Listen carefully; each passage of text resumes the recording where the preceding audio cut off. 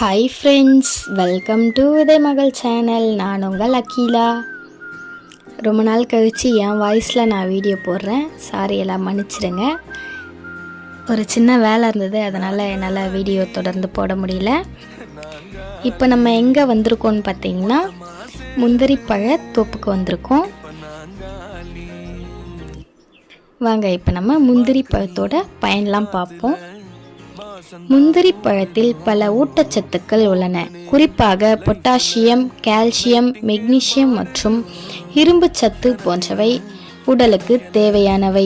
முந்திரி பழம் புற்றுநோயை தடுக்கும், நோய் எதிர்ப்பு மண்டலத்தை வலுப்படுத்தும், சரும ஆரோக்கியத்தை மேம்படுத்தும், கர்ப்ப காலத்தில் உடல் நலத்தை மேம்படுத்துகின்றன மற்றும் ஞாபக சக்தியையும் வலுப்படுத்துகிறது.